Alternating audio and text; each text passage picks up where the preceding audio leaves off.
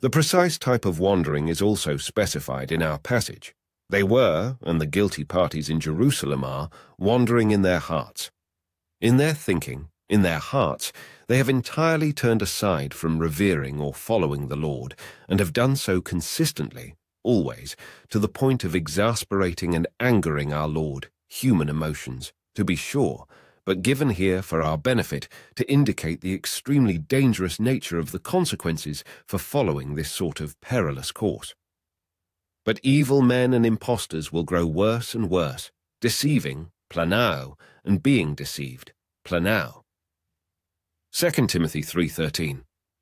As arrogant as the behavior of the Exodus generation and all later iterations of this generation was and is in turning away from the truth, abandoning the Lord to chase after the myth happiness of this world instead, embracing the lie instead is, as the passage above affirms, not only deceptive, but self-deceptive, causing others to wander from the truth and being led into the same wandering oneself. Deceivers have first deceived themselves. This sort of hardening of the heart is a necessary step before anyone can engage in conduct which will result in the most horrible of ends, apostasy, or the sin unto death, and follows the pattern of the original deceiver, Satan. You said in your heart, I will ascend to the heavens. I will raise my throne above the stars of God. I will sit enthroned on the Mount of Assembly, on the utmost heights of Mount Zion. I will ascend above the tops of the clouds. I will make myself like the Most High. But you are brought down to the realm of the dead, to the depths of the pit. Isaiah 14:13-15. Your heart became proud on account of your beauty, and you corrupted your wisdom because of your splendor. So I threw you to the earth. I made a spectacle of you before kings. By your many sins and dishonest trade, you have desecrated your sanctuaries. So I made a fire come out from you, and it consumed you, and I reduced you to ashes on the ground in the sight of all who were watching. All the nations who knew you are appalled at you. You have come to a horrible end and will be no more. Ezekiel 28:17-19. You are of your father the devil, and the desires of your father you want to do. He was a murderer from the beginning, and does not stand in the truth, because there is no truth in him. When he speaks a lie, he speaks from his own resources, for he is a liar and the father of it. John 8:44. Not known my ways. It is not as if either generation guided by Moses or the contemporary population of Jerusalem and their forebearers had not been told of the ways of the Lord. Far from it. But I ask, did they not hear? Of course they did. Their voice has gone out into all the earth, their words to the ends of the world. Again I ask, did Israel not understand? First, Moses says, I will make you envious by those who are not a nation. I will make you angry by a nation that has no understanding. And Isaiah boldly says, I was found by those who did not seek me.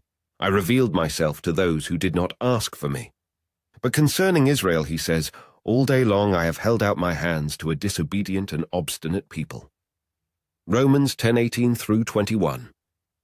Have not known in the Greek text of our context verse, Hebrews 3:10, is the aorist of the verb gignosko, a verb which can mean to know, but which in the aorist tense not infrequently also means to decide as it does here, as also at Acts 1:7. This generation did not know the ways of the Lord, not because Moses and those faithful to the Lord had not assiduously sought to teach them the law and its meaning in the Exodus parallel, and, in the application, to believers in Jerusalem, not because the apostles had failed to make clear the entire realm of mystery doctrine revealed after the first advent, after the cross, after the resurrection of our Lord. No. They did not know because they had decided to be deliberately ignorant, to reject the truth they clearly despised, and to substitute the devil's lies in its place. Whenever the truth is rejected, the vacuum this creates in the human heart always draws in some set of lies to take its place. They knew about God, but they neither honored him as God nor thanked him. Instead, they gave themselves over to the vanity of this world in their speculations, and their senseless hearts were filled with darkness. Romans 1:21. So I tell you this, and insist on it in the Lord, that you no longer live as the Gentiles do in futility of mind, darkened in thought, and separated from the life of God, because of the ignorance that is in them, because of the hardening of their hearts. Having lost all sensitivity to God's truth, they have given themselves over to sensuality, to indulge in every kind of impurity, with a continual lust for more. Ephesians 4:17 through 19. They shall not enter into my rest. The rest mentioned here is not the Sabbath day of rest enjoined by the law of Moses, but a specific place of rest. In the reference at Psalm 95:11, the passage quoted by Paul in our context, the place of rest meant is the land of Canaan, the promised land which the older generation, in their complete lack of faith, had refused to enter, rejecting the positive report of Caleb and Joshua in preference for the negative one brought back by the other 10 spies, and had been kept from entering ever after as a result. And the Lord heard the sound of your words, and was angry, and took an oath, saying, Surely not one of these men of this evil generation shall see that good land of which I swore to give to your fathers, except Caleb, the son of Jephunneh. He shall see it, and to him and his children I am giving the land on which he walked, because he wholly followed the Lord. Deuteronomy 1:34 through 36.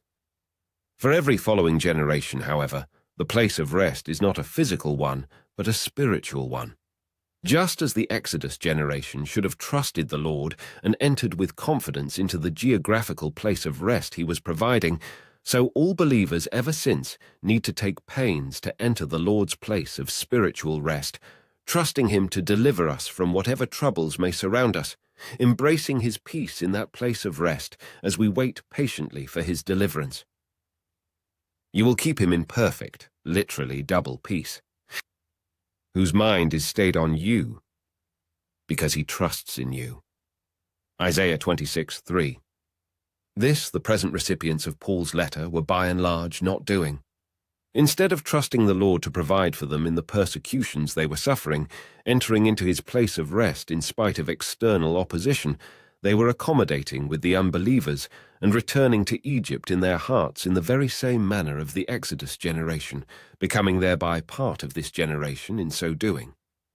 Therefore, since a promise remains of entering his rest, let us fear lest any of you seem to have come short of it. Hebrews 4:1.